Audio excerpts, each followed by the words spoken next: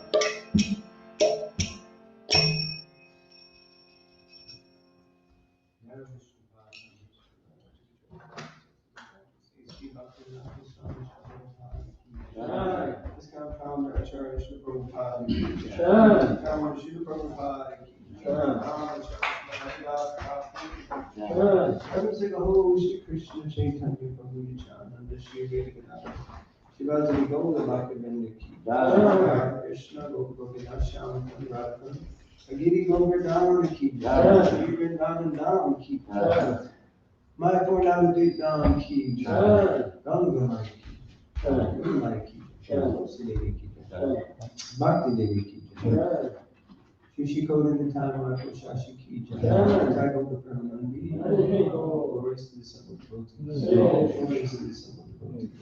Glories to the assembled devotees. All glories to those who Shri Guru Shri Guru. Glories to Shri Guru.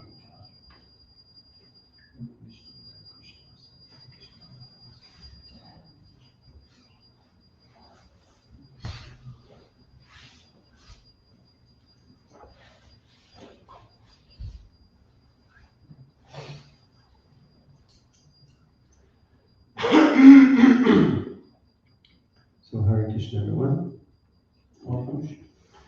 So today is a very auspicious occasion. So Prabhu asked me to give class. I accepted reluctantly, simultaneously, joyously, although I'm sure all of you are very tired of seeing me give class. So today is the appearance day of Sri Madhva-acharya, and we would like to discuss a little bit about him, exalted personality in so many different ways. Today is also the Vijayotsava, which is the auspicious day also known as Dussehra, and the day that Lord Ram was victorious over Ravana.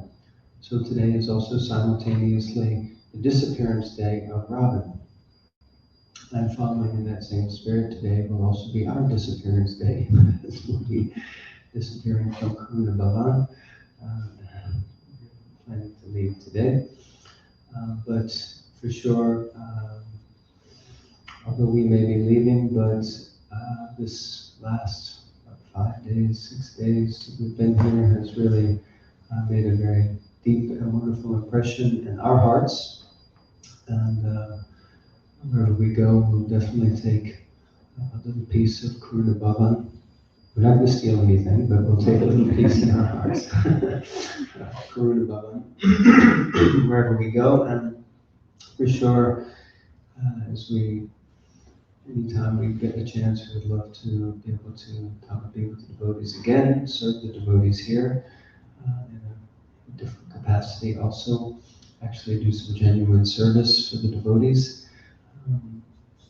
We've had a really wonderful time, so we'd like to thank all of you for tolerating us and enabling us to be here and be with you. Hare Krishna.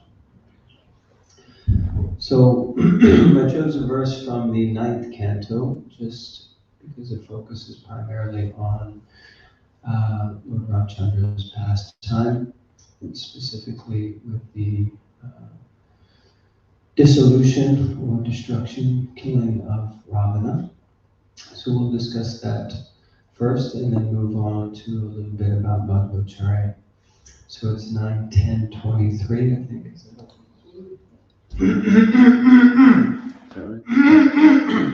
What's that? 9:10:23. Yeah.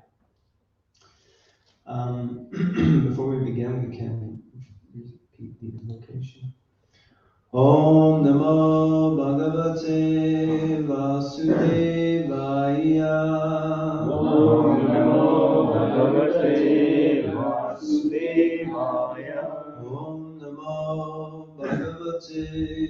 Vasudevaya.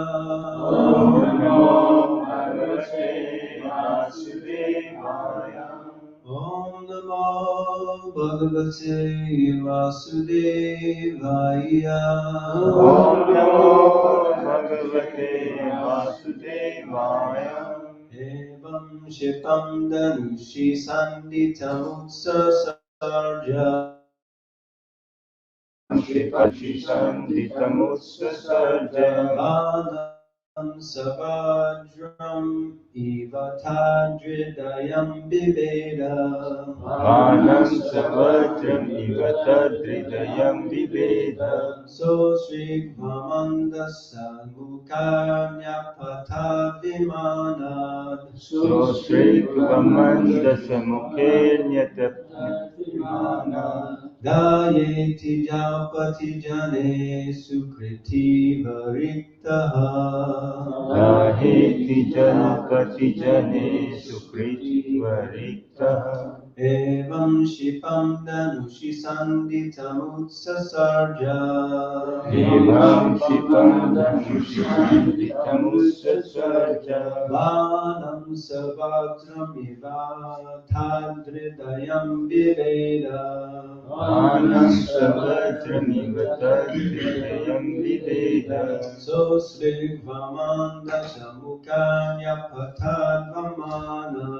So Sri Vamanda Samukhe Nyapatadvimana.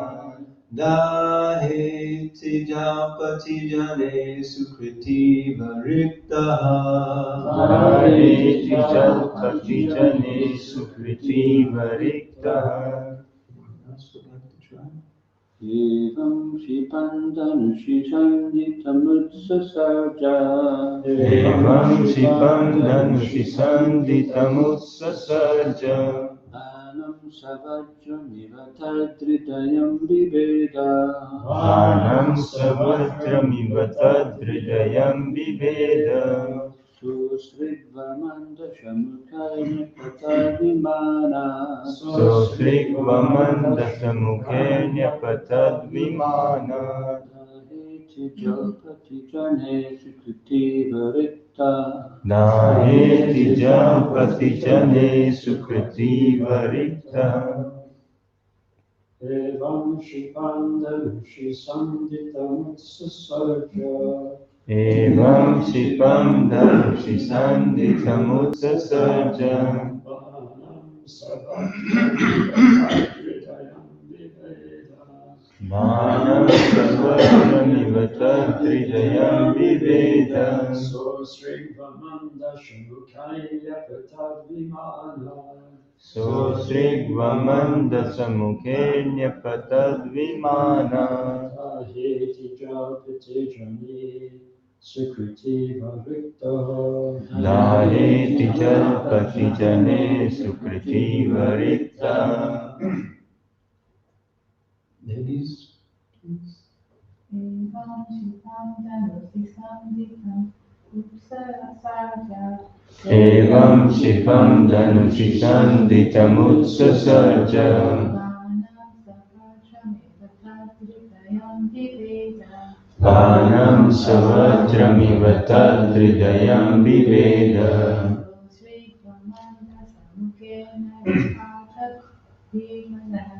So Sri Vamanda Samukhe Nyapatadvimana.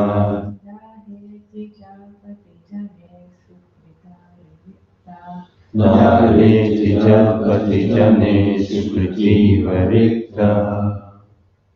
Evam Shipam Danushishantitamutsasarja. Evam Shipam Danushishantitamutsasarja. Vanam Savajramivatadridayam Viveda. Vanam Savajramivatadridayam Viveda. So Sri Vamanda Shamukaya Patadvimana. So Sri Vamanda Samukhe Nyapatadvimana.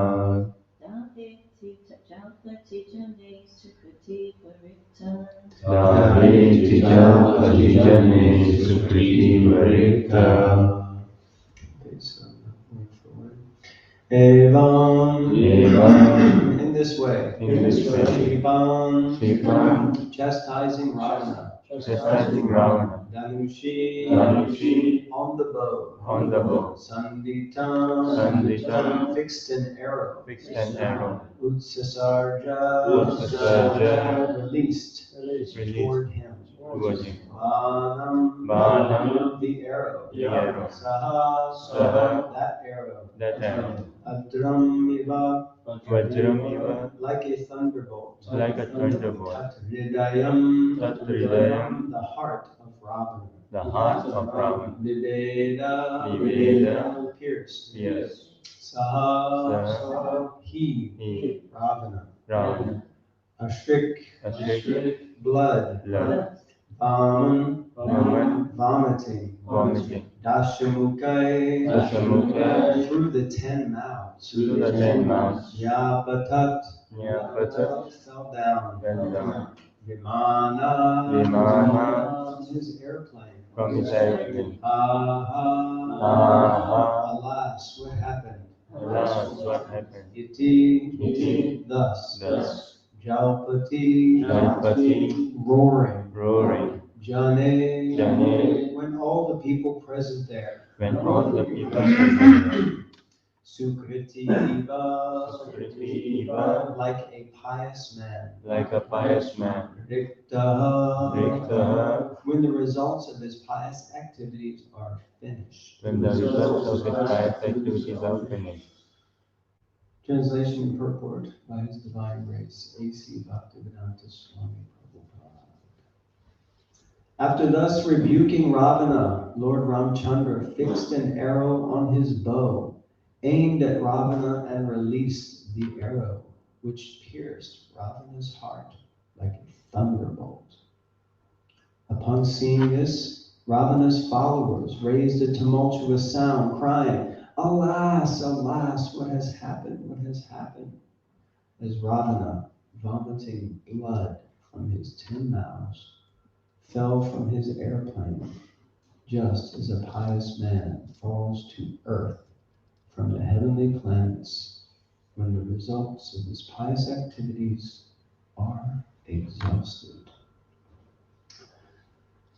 Lord Ramachandra Bhagavan ki Jai. defeating Ravana ki Jai.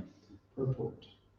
In Bhagavad-Gita 9:21, it is said, Shane punye martya lokam vishanti.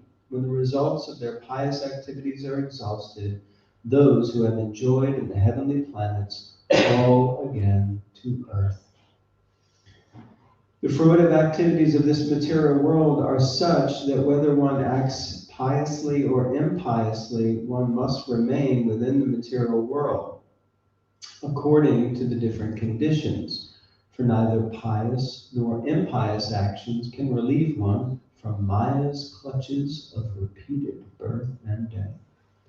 Somehow or other, Ravana was raised to an exalted position as the king of a great kingdom with all material opulences.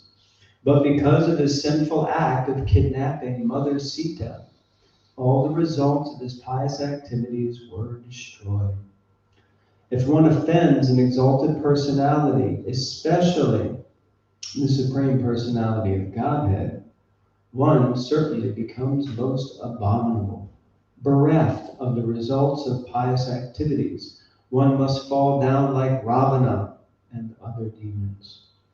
It is therefore advised that one transcend both pious and impious activities and remain in the pure state of freedom from all designations. Sarvo parimanir muktam tat paratwina nirmalam. When one is fixed in devotional service, he is above the material platform. On the material platform, there are higher and lower positions. But when one is above the material platform, he is always fixed in a spiritual position. Sagunan samatityaitam brahma bhuyaya kalpate.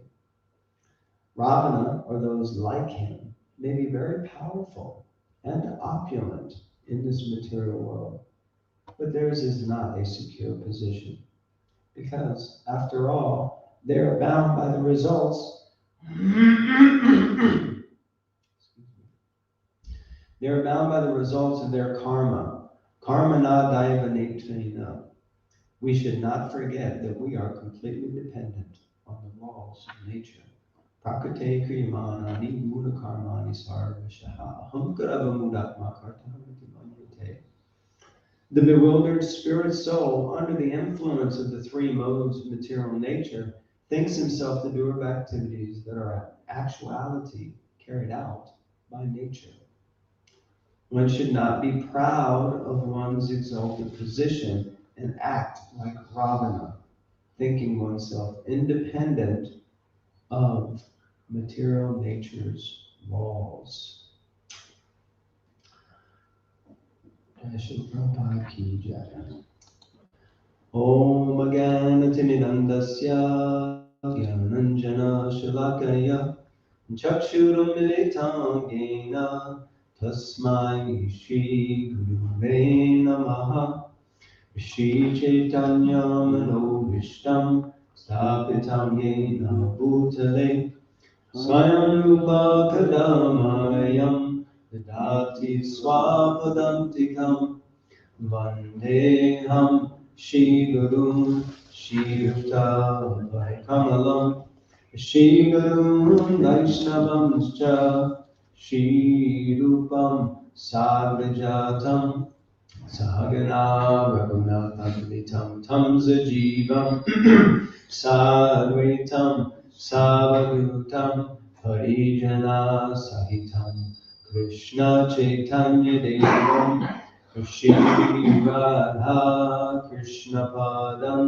Sahagana Lalita Shri Vishakam He Krishna Karuna Sindhu Dina Bandhu Jagatpate Gopesha Gopeka Kanta Radha Kanta Namostute Tapta Kanchana Gaurange Radhe Vrindavaneshwari Vrishabhanu Sute Devi Pranamami Hari Priye Vanchakalpatarubhyascha Kripa Sindhubhya eva cha Patitanam Pavanebhyo Vaishnavebhyo Namo Namaha Shri Krishna Chaitanya Prabhu Nityananda Shri Advaita Gadadhara Shri Bhakti Gaura Bhakta Vrinda Hare Krishna,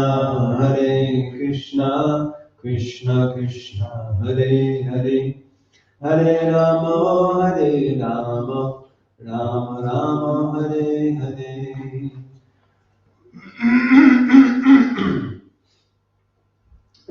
So the verse again. Evam Shipam Danusi Sanditam Utsasarja Bhanam Sabhadram Ivata Dridayam Deveda So Srig Vamanda Samukher Yapata Vimana Da Heti Jalpati Jane Sukriti Varikta. After thus rebuking Ravana, Lord Ramachandra fixed an arrow to his bow, aimed at Ravana, and released the arrow, which pierced Ravana's heart like a thunderbolt.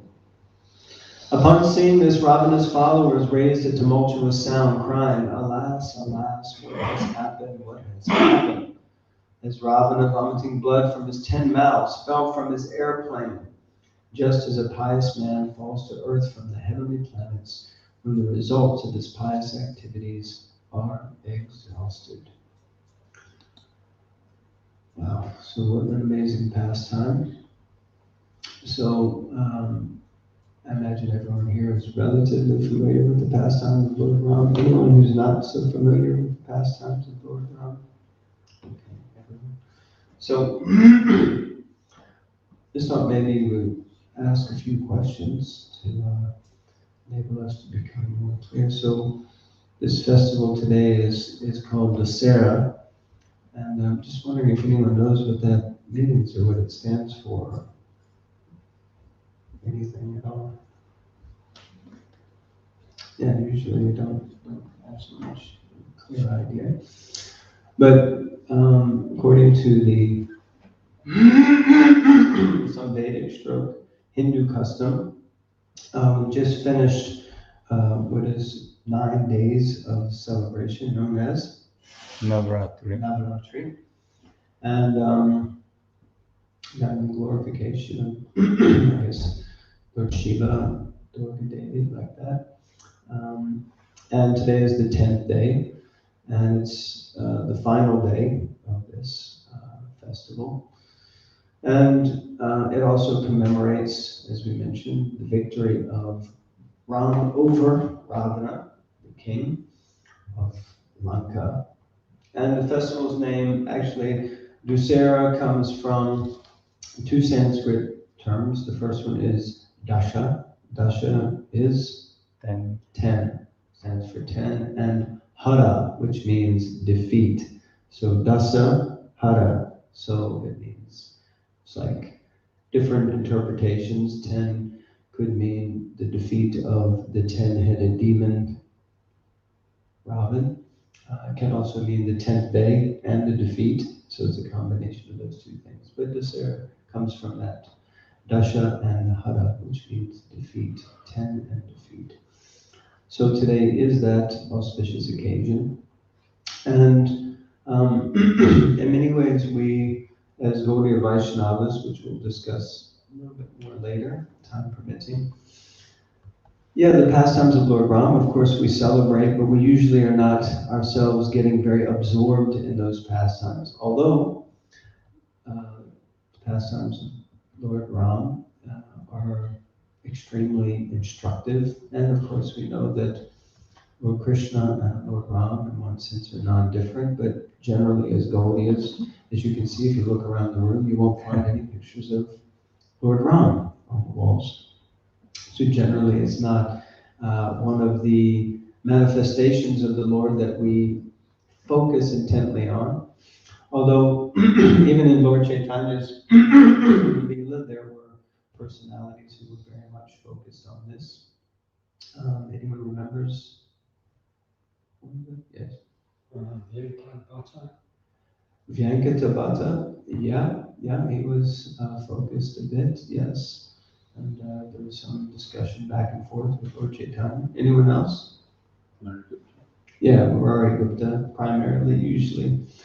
We hear that Murari Gupta, who was also an incarnation of Hanuman, yes, he was an incarnation of Hanuman.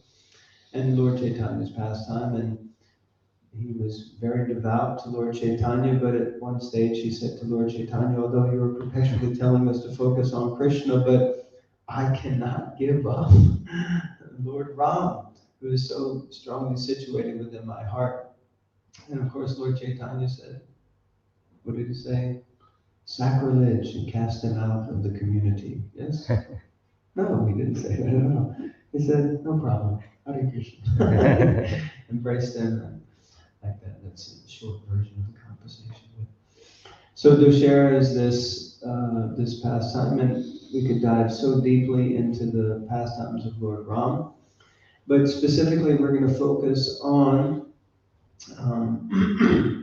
Ravana a little bit at first. So Ravana, anyone knows what Ravana means? Anyone knows what the word Ravana means? Not sure, but apparently the word ravenous comes from raven. Ravenous comes from Ravana, yeah, okay. So ravenous, when one is ravenous, that means one... It's very lusty. Lusty, greedy, yes. Usually, as I hear it, mostly around eating. One becomes ravenous, to eat. Someone ravages another. Or someone ravages, like we were discussing the other day, the Vikings came and ravaged Scotland and different places. So so ravenous, okay. Anyone knows what ravenous stands for? Srila Prabhupada explains in one of his purports. Did you find it? No, Okay. is it one who causes others to cry? Yes, ma'am, that is it. Perfect, yes. So one who causes crying for others, basically. One who causes others to cry. So he's probably not such a nice person. He's generally upsetting others and causing them to cry. And Srila Prabhupada describes in one of the purports following after this, how Ravana and his wife Mandodari, and Ravan had other wives, and they knew very well how cruel a person Ravan could actually be. And he continuously caused trouble for others. So in his life, he was perpetually causing trouble for others. So, Ravan is really the personification of which anartha? Lust. Lust, generally, we hear. Lust is kind of the beginning. Lust, anger, and greed. Kama, krodh, lobh. So these three. Didn't say anything wrong, did I? Did I upset you? No. Okay.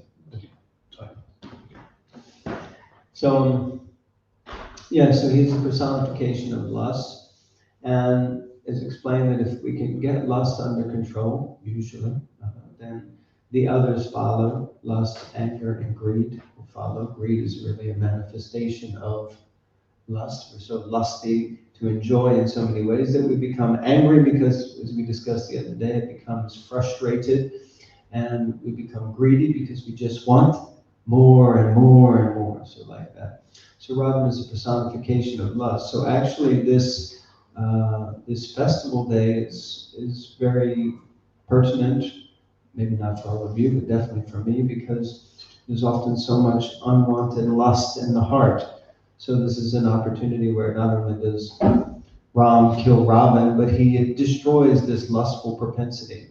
And it's described that Ravan had 10 heads. Of course, sometimes he would just manifest one of them. But we know when he was fighting with Lord Ram, when he would chop off one head, another one would grow back in its place. So it's like that sometimes with Jai, my processor. Shri Tulsinath Maharaj ki jai. Shri Giridhari Lal ki jai. Shri Bhagavad ki jai. I will get that one day and it will roll off my tongue properly. And then once you learn that, you have to feel the shellgrams from the ones. No problem. No problem. Leave it there. So, so lust is like that. Sometimes we think we've chopped off a head and defeated it in some way and just seems to grow back again. Sometimes more ferocious, or you think you might satisfy it by feeding it a little bit, but generally it just gets stronger, as Prabhupada would say. It just kind of fuel the fire of lust. So like this, Ravan is personification of lust. Now, Ravan's wife, Mandodari, she's actually quite an interesting character, and she comes up. You could maybe put it up there, 1027, if you wanted to. So Mandodari, she's actually, although she's the wife of a demon, but she's often very much glorified. And anyone, if you've ever been to a Vedic wedding ceremony, or conducted one, I was hearing the other day that Prabhupada Prabhu is a Vedic priest. He is also conducting ceremonies like that. So whenever you tie the knot between the couple, there's actually a part of the ceremony is when you actually tie the knot. Usually you chant the Granthi Bandhanam mantra, and in that it glorifies all the great personalities who have gone before us and tied the knot. And in that list is Ravan and Mandodari. And so whenever we chant that, and of course at weddings sometimes people are paying attention, sometimes they're not. I always think if anyone's paying attention and they hear me say Ravan and Mandodari, then they might be thinking, what's up with that? So it's quite interesting because she is very much, she's glorified because she is a chaste wife. She's so chaste that even she's married to Ravan, the personification of lusty desire, and still she remains loyal and chaste to him. So in 1027, in the purport, I think the verse says, Ravan. Oh yes. So this is This is what Mandodari says. In the purport, Srila Prabhupada says, as it's quite a long purport, but there's a section where it says, as a man must follow great personalities like Brahma and Narada, a woman must follow the path of such ideal women as Sita, Mandodari, and Draupadi. By staying chaste and faithful to her husband, a woman enriches herself with supernatural power. So a chaste woman is actually exceptionally powerful. And there are many pastimes we could get into it. But Prabhupada then continues also, he says, thus Ravana was condemned not only by Lord Ramachandra, but even by his own wife, Mandodari. Because she was a chaste woman, she knew the power of another chaste woman, especially such a wife as Mother Sita Devi. So Mandodari tried to give good counsel to Ravan, to explain to him, please just let her go. You already have so many wives. You've already got so much opportunity to enjoy. Of course, this is the challenge with lust. No matter how much good counsel you give to it, sometimes it isn't able to listen. And Ravana was just determined to try to enjoy with Sita, but Mandodari said to him that this lady will definitely be your undoing. Also, Vibhishan explained this to him. So in this way, Mandodari is actually glorified as a very chaste wife, but she's also lamenting the loss of her husband because she was so attached to him, even though she knew. So it wasn't that she was some ignorant fool. She knew what kind of a person he was, but still she remained loyal and chaste to him. So this is a very challenging situation and topic, but also it's very empowering, I think, for all of us to understand the power of a chaste lady. So next we see Lord Ramachandra. So Lord Ramachandra is obviously the personification of the perfect leader, the perfect human being in one sense. And of course, although he could have many wives, he chose to have only one wife, and therefore he's known as Maryada Purushottam. Yes, Maryada Purushottam, perfection. But he took, what is it called, the Ekapatni Vrat. So he accepted only one wife. And so like that, Lord Ramachandra is entering into this battle with Ravan. We discussed the other day that he was ready to accept Ravan, even though he had stolen his wife. If he was willing to come to him and say, I'm sorry, then he was willing to forgive him and give him shelter. But Ravan was far too proud for any of that business. So his determination was to fight and kill Lord Ram. And there's much backstory to this pastime, of course, because Ravan had some benediction that he couldn't be killed by any great personalities, means like any demigods, but he never included humans in this list of personalities who could not kill him, because he considered humans so insignificant.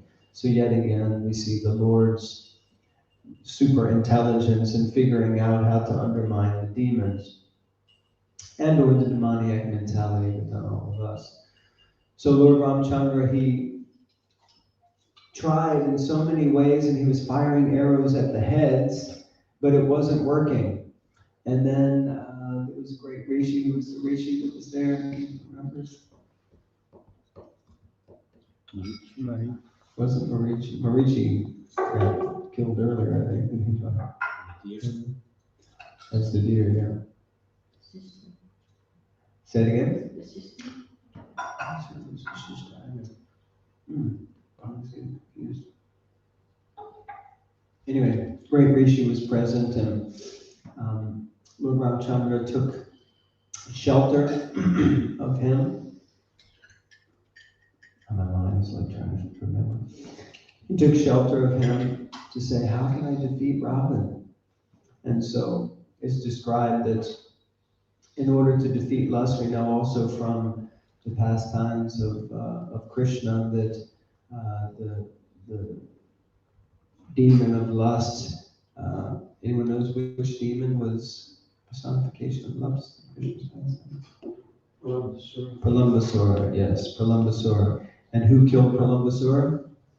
Lord It Balaram. was Balaram. Yeah, so Balaram in the pastimes, anyway, we see that he kills two demons. Which are they?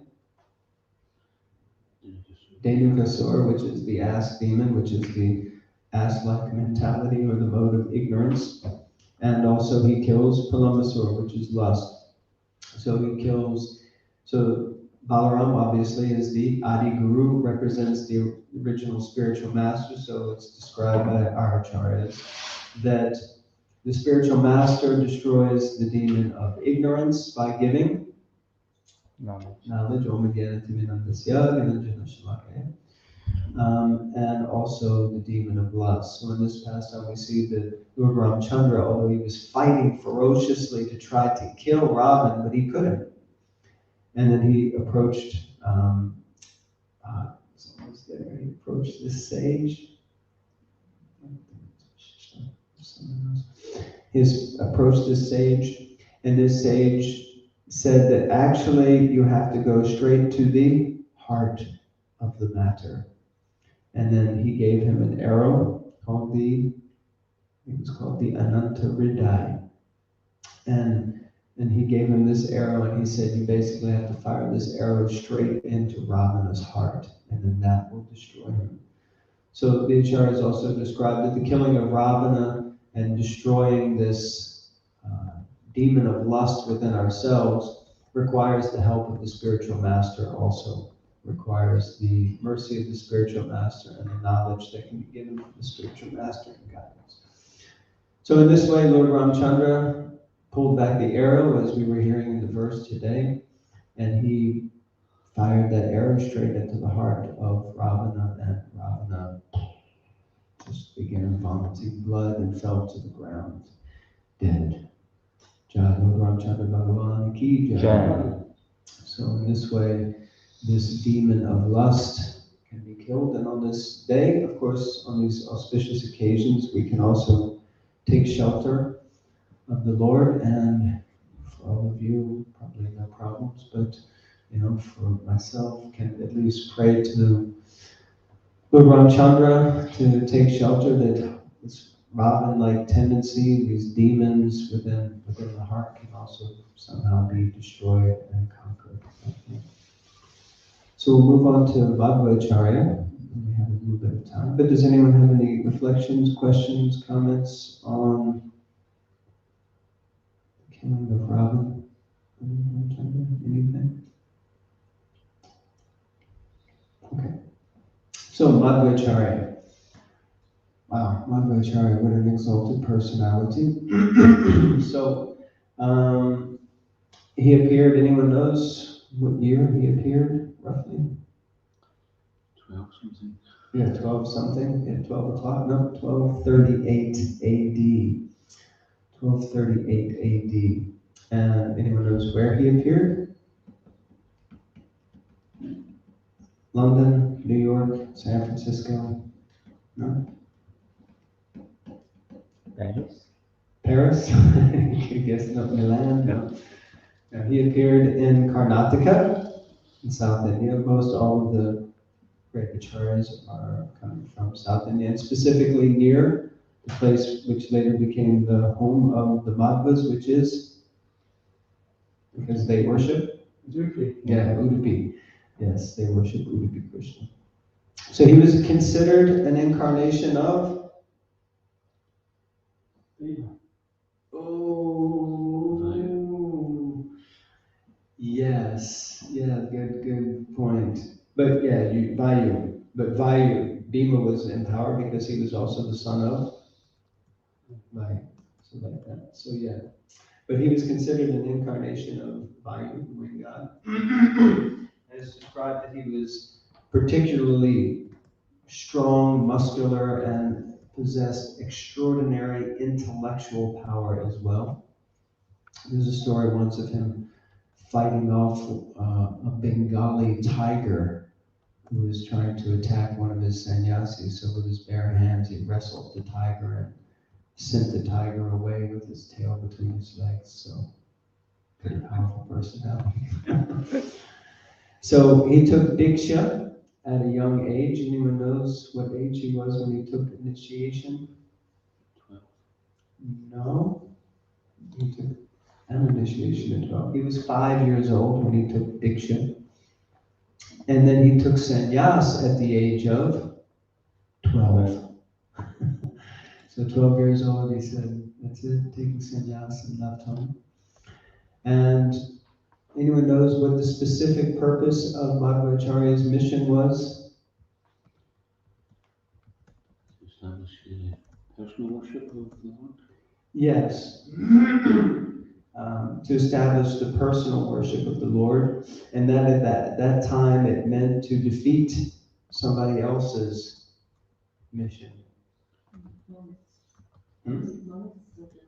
Yeah, the Monas, headed by Shankaracharya, yes. Sripad Shankaracharya. And so that was his primary mission, to undo Shankara's Mayavad philosophy. So he traveled in order to do this. He traveled all over India. And wherever he went, he would preach this personalism. We'll discuss a little bit more about it. The time is running out. But in his travels, he traveled specifically to the Himalayas to meet, Srila Vyasadeva. And it's described that he actually met Srila Vyasadeva. And Srila Vyasadeva gave him a Shalagram Shila called the Astamurti. And he also approved his Bhagavad-Gita commentary and blessed Madhvacharya with deep realizations in Shastra. So in this way, Madhvacharya is actually very, very important because our lineage is coming from Madhvacharya. So we are known as Brahma, Madhva, Gaudiya, Vaishnava. So in this way, if you look at the list, Madhvacharya comes after Srila Vyasadeva in the list. I think it's one of the Bhagavad-Gitas there. So he is a very important personality for us. And it's described that there are 9 teachings that were given by Madhvacharya that specifically we as Gaudiya Vaishnavas follow. I have the list here. I was going to try to give you this presentation that I have on it before, but I didn't. Anyway, so 9 primary teachings that Bhagavan Sri Krishna alone is the supreme absolute truth, one without a second, that he's the object of knowledge in all the Vedas. Vedeshya sarvera hameva vedyo vedanta pradveda vedeva chaham. That the universe is real, satya. So he establishes that, do we believe that the universe is real? Yes or no? Yes. Oh, I've heard we believe it's an illusion. How's that work? Yes. It's a temporary reality. It's a temporary reality, yes. But it's not unreal as the Mayavadis would claim. What's the verse? Anyone knows? Brahma Satya Jagat Mithya. Yes, Brahma Satya Jagat Mithya. So like that, then they say this is all illusion, none of it is real. And from that expands to the fact that they believe also that Krishna is illusion. He is also Maya. His body is Maya. So like that, we disagree with that. And point 4, the differences between Ishvara, or God, Jiva, the soul, and matter are also real. So it means that there is distinction. Clearly there's distinction. There's distinction between this reality, between me as a Jiva, and between me and God, or Ishvara. 5, Jiva souls are by nature the servants of the Supreme Lord Hari. Yes, we accept Jiva as servant of Lord Krishna and Chidas. 6, that there are 2 categories of Jivas. I thought it was 3, good, bad, and ugly. No, it's not. What is it? 2 categories. Conditioned and liberated. Yes, eternally Nitya Buddha and Nitya Siddha. So there are those who are eternally liberated, those who are Nitya. 7, that liberation or moksha doesn't mean merging, it means to attain the lotus feet of Lord Krishna. In other words, entering an eternal relationship of service to the Supreme Lord. 8. Pure devotional service to Krishna is the only way to attain this liberation. So, pure devotional service. So, Naya Bhakti or Shuddha Bhakti, or like this, the only way to attain that liberation is through pure devotional service. And number 9, that the truth may be known by pratyaksha, which is pratyaksha, direct perception, anuman, inference or logic, yes, and shabda, spiritual sound vibration of Vedic authority. So those are the 9 primary teachings of Madhvacharya that Gaudiya Vaishnavas follow. Jiva Goswami, he quotes Lord Chaitanya's own words because Lord Chaitanya synthesized into the Gaudiya Vaishnavas 2 principles from each of the 4 sampradayas. So in this way, he amalgamated all 4 of the sampradayas into his following, into the Gaudiya Vaishnavas. So from Madhvacharya, Lord Chaitanya says, I will take 2 essential teachings. His complete rejection and defeat of Mayavad philosophy. So that's why whenever we read Srila Prabhupada's books, and he's always, as we heard yesterday, I kick on face with boots, with shoes. So, Mayavadis, out. And Madhvacharya established very, very high level of deity worship. So the Madhvas are known very much for their deity worship, starting with which deity? Would it be Krishna, who manifested, he was a self-manifesting deity, and he manifested how? From Chandan. Yeah, from Chandan. So from a block of Chandan he manifested, unlike Sri Radharaman, who manifested from a Shalaman Shila, but he manifested from a block of Chandan. From Ramanuja, Lord Chaitanya said, I will accept 2 teachings, the concept of devotional service, which we see is also there in Bhagavad, and the concept of devotional service unpolluted by karma and gyan, and service to the devotees, Vaishnav Seva. So that was taken from Ramanuja. From Vishnu Swami's teachings, I will accept 2 elements, the sentiment of exclusive dependence on Krishna, and the path of Rag Marg, or spontaneous devotion. So Vishnu Swami's lineage, that's very much an important part. From Nimbarka, I will take 2 very important principles, the necessity of taking shelter of Srimati Radharani, and the high esteem of the gopis' love for Krishna. So this is from Nimbarka. So like this. So, yeah. Madhvacharya's appearance came at a specific time, and is what, anyone knows the name of Madhvacharya's kind of philosophy? A couple of different names. So we have different things. So first you had, sorry, did you have your hand raised?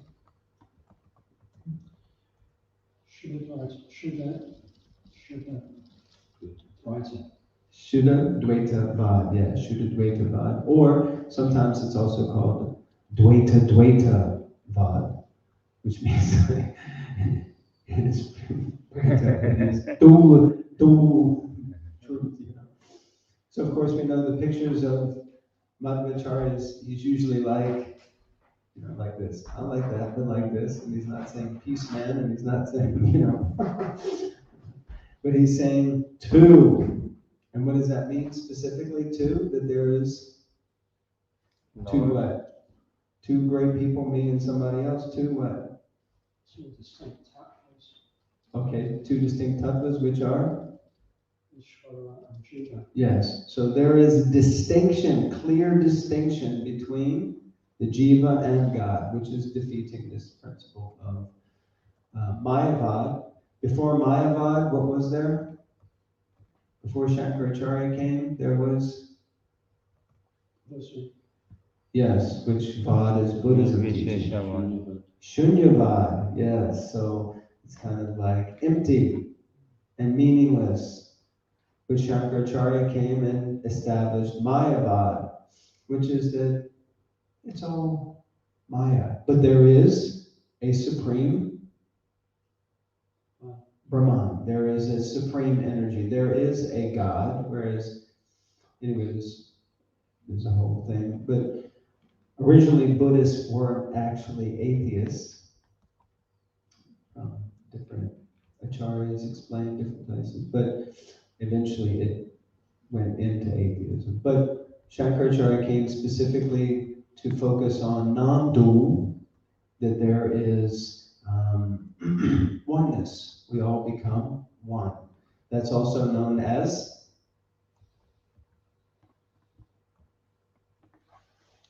you said Dvaita, Shuddha Advaita. Dvaitavad, Advaita. Advaitavad. So there are some organizations that teach Advaita philosophy, which is oneness. They speak wholly and solely about Brahman. But Shankaracharya specifically, it became more Mayavad. So there's another personality that then came after Shankaracharya and tried to defeat or was defeating his philosophy, and he was before Madhva.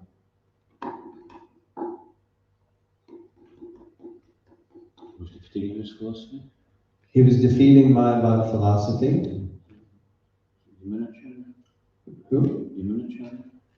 Well, Yamunacharya was the guru of this person. Ramanujacharya, yeah. So really Ramanujacharya was primarily known for, anyone knows what his philosophy was called? Yes, Vishishtadvaita, Vishishtadvaita. So it was known as qualified monism. So he kind of took the Advaitavad to a point where he was also preaching there was distinction between the two, and between Madhvacharya and Ramanujacharya is very difficult to see exactly what the differences are because it's so very, very subtle. But still, he accepted that there is the possibility of oneness. Whereas Madhvacharya was like, no, it's just, there is just two, always two, nothing else. But he created Vishishtadvaita. So, qualified monism. And then, of course, Madhvacharya came and preached Shuddha-Dvaitavad, pure dualism, and emphasized the eternal distinction. And then Sri Chaitanya Mahaprabhu came, and what did he teach? Achintya? Veda. Yes, Veda, Aveda, Tattva. That there is inconceivable, simultaneous oneness and difference. So he amalgamated all of them together, so like this. And I'll just finish now with a quick quote from Srila Prabhupada from the Bhagavad-Gita. It's a lecture on Bhagavad-Gita, 258 to 59. Srila Prabhupada says, all these Vedic scriptures, they are interrelated. They are not contradictory. If somebody says, we find some contradiction from Vedic literature, from this literature to that literature, no. There is nothing at all, any contradiction, even in the preachings of the great acharyas. I'm speaking of India. There were many great acharyas, I mean to say reformers, who came. Lord Buddha appeared in India. Then after Lord Buddha, Shankaracharya came. Then after Shankaracharya, Sri Ramanujacharya came. Then after Sri Ramanujacharya, Madhvacharya. And then lately, Sri Chaitanya, Lord Chaitanya, he came. But you will find a link. Although superficially we may see that Lord Buddha is speaking something which is contradictory to Lord Shankaracharya's teaching, or Ramanujacharya is speaking something which is contradictory to Shankar. No, there is no contradiction, Prabhupada says. It is the question of studying how they are paving the way for ultimate spiritual realization. That requires a very, substantial knowledge. How they are paving the way, just step by step. So Srila Prabhupada doesn't see it as a contradiction because it contributes to the next stage. So just like you may say later in later maths, 2 plus 2 doesn't equal 4. I remember being with a mathematician once who clearly explained to me how 2 plus 2 definitely does not equal 4. And I thought, okay, Hare Krishna. But in order to get to that point, you have to learn 2 plus 2 equals 4. Most of us usually don't go beyond that because that's what works in normal problems like that.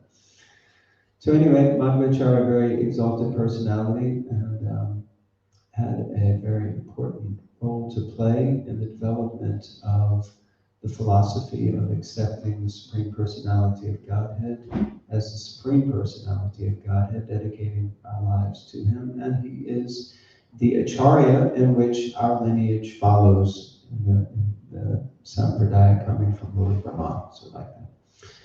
Jai Grantaraj Srimad Bhagavatam ki Jai, Madhvacharya ki Jai, Ram Vijayotsava ki Jai. His Grace Nitai Prabhu ki